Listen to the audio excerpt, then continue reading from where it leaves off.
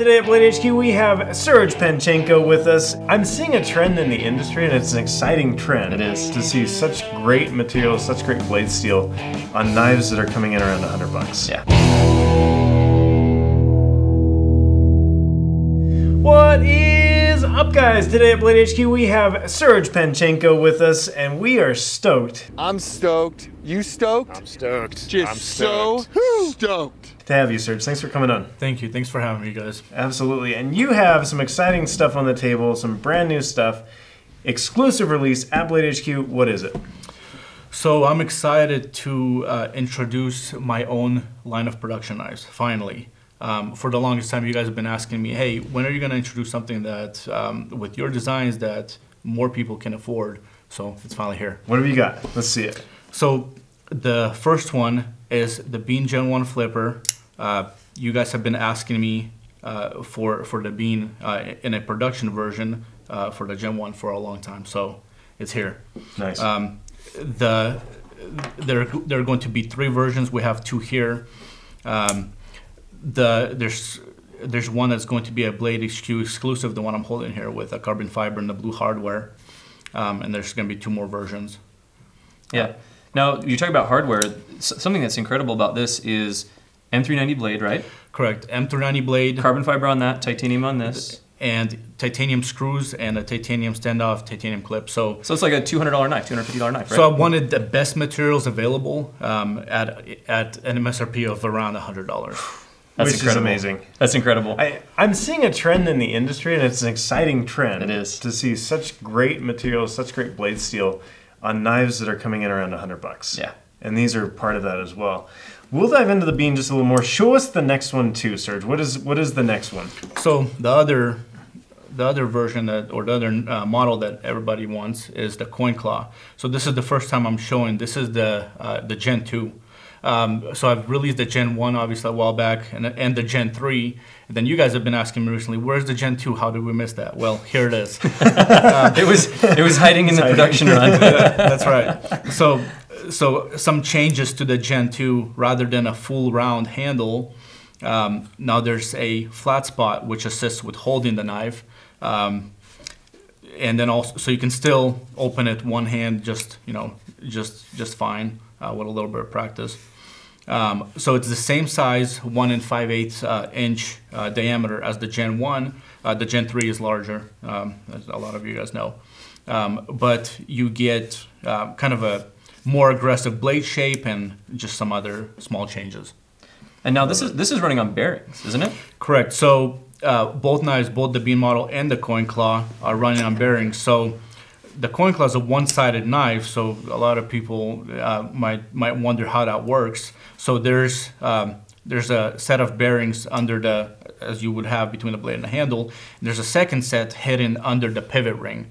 So cool. Basically, I wanted the best action possible with the best materials available. I think you've nailed it. And one thing I know about you, Serge, just we went to breakfast this morning, and I was talking to Serge, and we were basically just kind of talking about quality and why your stuff is always so good. And you're a bit of a perfectionist.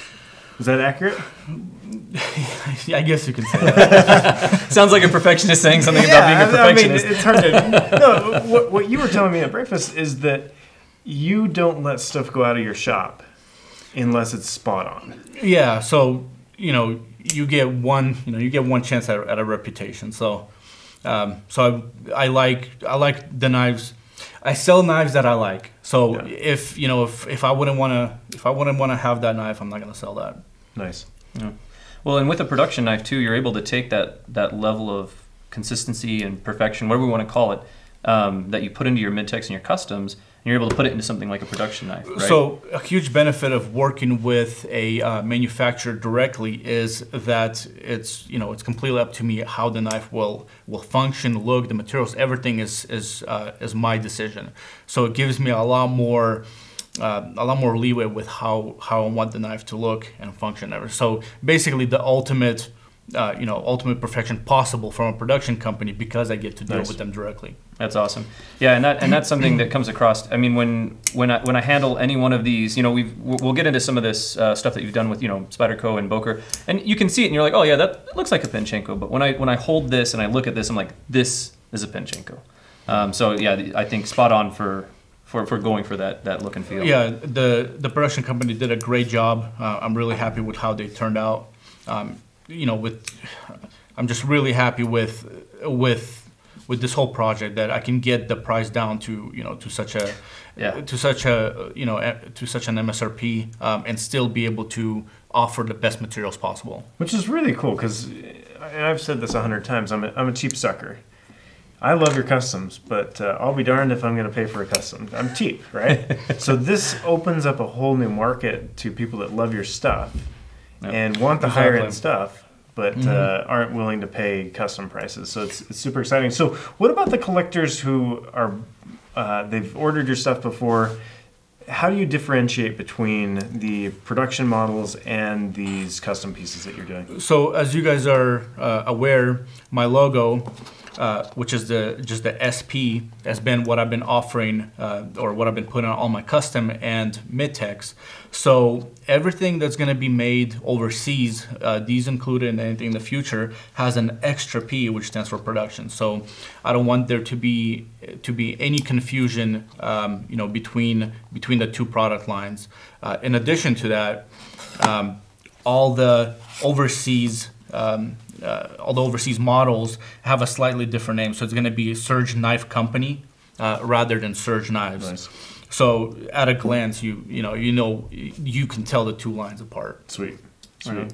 Now I gotta ask you one question here.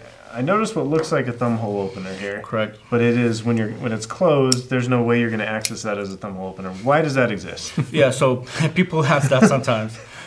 So it's not a thumb hole. So what it is, it's there for 3 reasons. So the first reason is by adding a hole towards the back of the blade, you allow more weight in the front, so you get a better flipping action. So on such like other variations like the bean cleaver that I had available, so they have a little bit more weight forward, so it's not so much a problem, but it just gives a better action.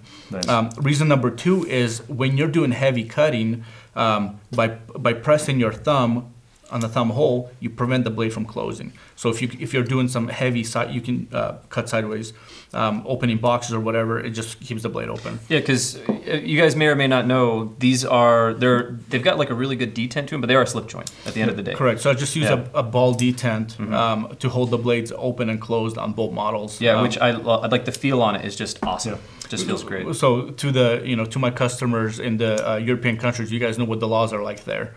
So a lot of these are going over there to where you can carry them without having to worry about laws. So the reason number 3 for the hole is visual. You know, I work really hard on making my designs as unusual and as different as possible. So a lot of designs call for a hole in the blade. So it just gives it, just finalizes that design. So whether it's useful or not for opening the blade, it still has other purposes. Nice. Love it. We're excited for these. And these will be exclusively at Blade HQ initially. And this one, the carbon fiber with the blue hardware. The beautiful blue hardware. Beautiful blue hardware will be only available at Blade HQ.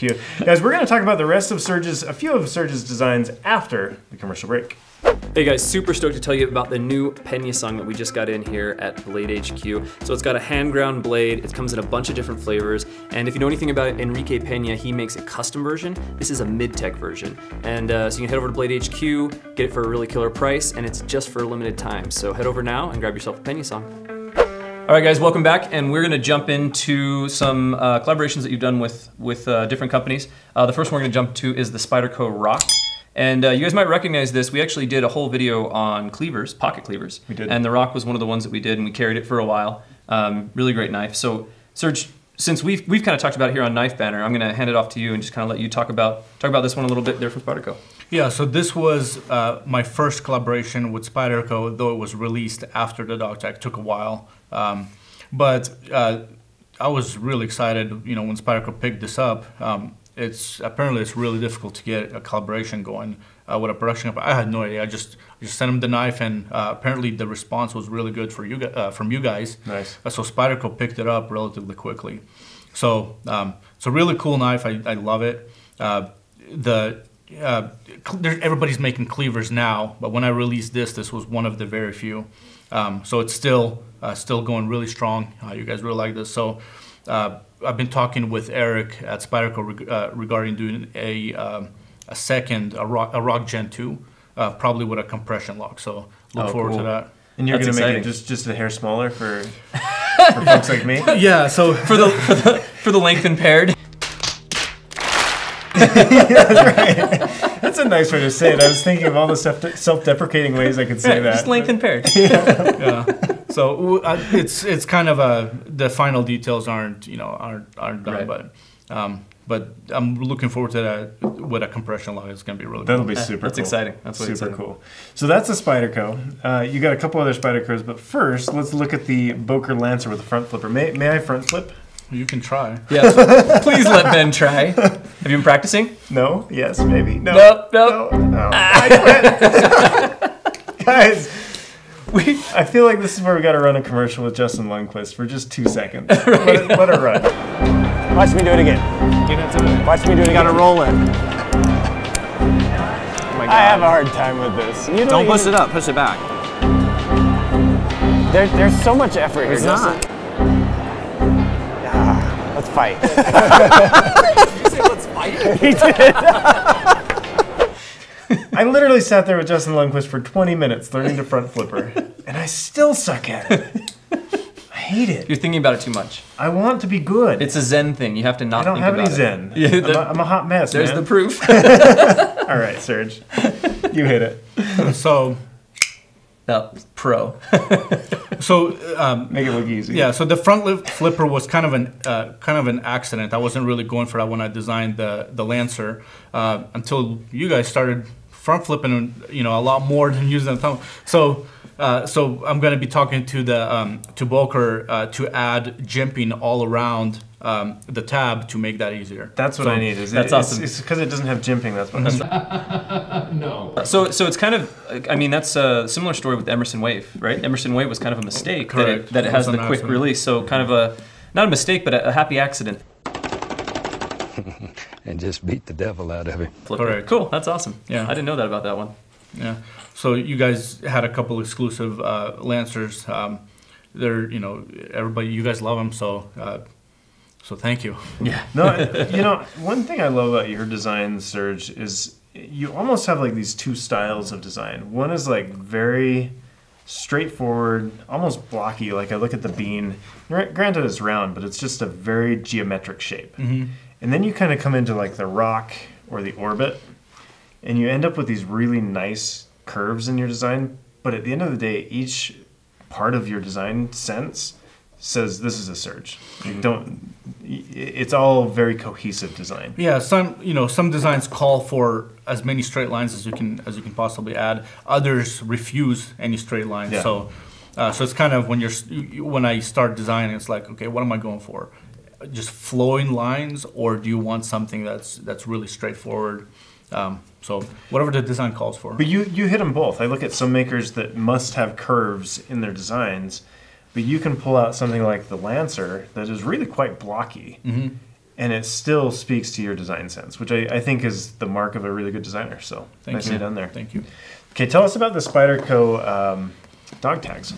So there's been three. SPYDERCO has released 3 generations so far with 4 different versions. So the blue and the green one was first. This is then the black. This is the Gen 2 with the inlaid spring, and then we have the Gen 4, which is the first with grinds on both sides rather than just a chisel. So that's going to continue. The dog tag line is going to continue with SPYDERCO, forever, as long as they want to keep them. So there's always going to be new generations also. So I'm already working on a Gen 5. Very cool. Yeah, that's way cool. Mm-hmm. I think this is the other thing about your designs too. You've got a perfectly functional knife like the Lancer. That's like it's a bigger knife for the rock. These are bigger knives. And you design in that space, but then you can take the whole thing down and design in a dog tag, or even the coin, right? Yeah. The coin too, Mm-hmm. Yeah. Like you're very versatile, which I think is unique. It's cool. Thank you. So there's kind of two, in my opinion, there are two kind of knives. The bigger knives that you carry to use, and then the smaller knives that you carry to play with. So there's like the bean, especially, and the coin claw. I keep hearing people talking about fidget factor. So that's why a lot of guys actually buy the bean model. Just you can just sit there and play with it because it's non-locking. You're not chewing up your hand releasing that lock. So they're just fun things to play. Like when I had a job before the knife, I would just sit there. Serge is jobless, guys. Jobless. I would sit in my office and just play with a knife all day. So it's the smaller knives are they're really good for that. Fidget factor. I feel like we should have that as one of our specs on the website. Right, fidget factor. Fidget factor 7 rating, on this. yeah, That's rating right. 1 to 10. Right. I love it. So here's the thing. We're talking about fidget factor. We got to go to this because this is a bigger knife, right? But if I owned this knife and I'm really thinking about pulling. Let me know in the comments, guys. Should I buy this? The Orbit. The Orbit, because man, you're so impulsive. Wait, here it is. Ooh, it sounds put it so up good. by the microphone. Yeah, I'm gonna put it up by the microphone. Yeah. It's so good. Listen to this, guys. Oh, it's like a really nice revolver or like a pair of spurs. It sounds like my Grandpa Jensen's spurs. Nice. And man, if I had this knife, you guys would hate me because I would be in here every day just flipping this open and closed. Even the close, it's so good. Yeah. So the Orbit is a collaboration with G&G Hawk. The reason why you have that really cool sound is the mechanisms. So there's a Hawk lock in the front, and then under the back scale, there's a brand new detent mechanism that Gavin invented, completely different than anything else. So you have when you're closing the knife, there's unlike anything in the market, it stops the blade, and then you got to get past that detent. So that's where that sound and that action comes from. So that's one of the main comments we get with the Orbit is people love the sound. Oh yeah, just like nothing else. Yeah, I was sitting down talking with the guys from Millet, and they had this, and it was the first time I'd seen it, and I fell in love immediately. Yeah. The design is stellar, and then like you said, that Hawk mechanism is just amazing. Mm-hmm. You're gonna own one of these. I can see. I am. Well, we'll see. Let me know in the comments. Love it. That's a really solid one. So that's one of your mid-techs. So we've gone from factory production knives that you're overseeing everything. We've gone from factory collaborations with these big names. And then this one is more of a mid-tech that you've done with Millet, Grant and Gavin Hawk. Correct. So I did the design with Gavin's input, and then Gavin's G&G Hawk mechanisms, and then made by Millet. Okay. Yeah. And then we go into the custom side of what you do as well. What is this one here? So that's my just slip joint model. Does it have a name, this guy? So I just call it slip joint. So when he rolled up with all of his customs and like threw them out on the table, I guess he didn't throw them. It was delicate. You're not supposed to throw custom knives on the table. But this one like just called to me. It was beautiful. Like this one, like I love the milling pattern here. You said you didn't have a 3D mill at the time, and so you milled this. Yeah. So I had an old retrofitted Japanese mill from the 70s. I had to trick it. I wanted to get a milled contoured handle because you get that really cool texture. So I tricked it by just drawing a bunch of lines in the CAD and then having it mill down, kind of step down over and over and over again.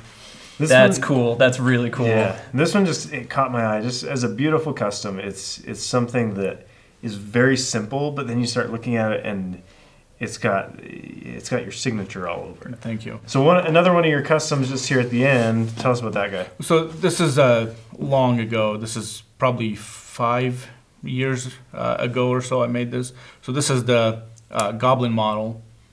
This was actually the last knife I made before getting a CNC mill. So this was the last manual mill. Wow. This the round milled line here was done on a rotary table. Wow. So can I see that? That's really neat. I dabble in workshops, and so I like to see other work. That's amazing. That's cool. That's really cool. Thank you. What's been the greatest part of your knife journey thus far, Serge?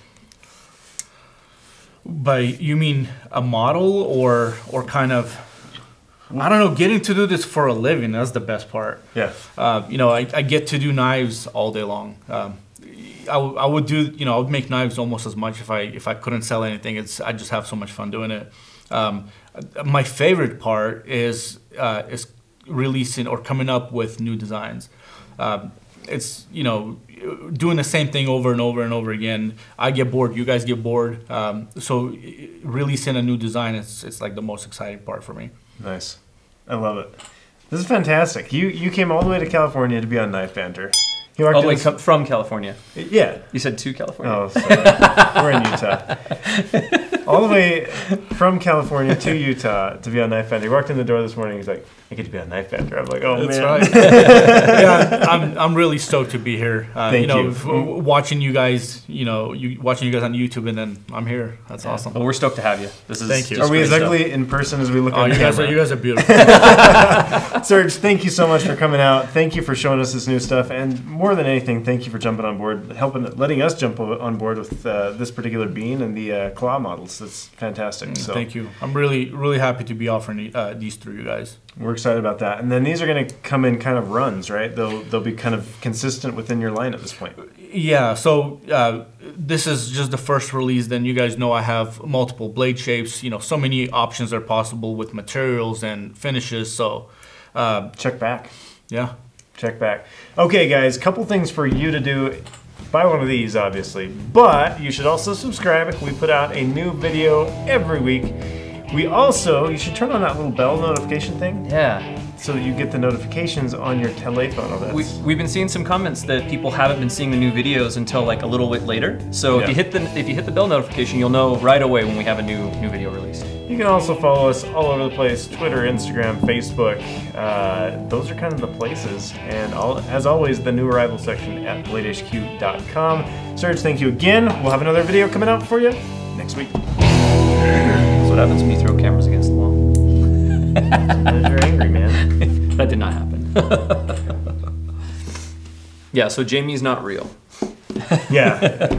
He's the omniscient camera god that doesn't exist.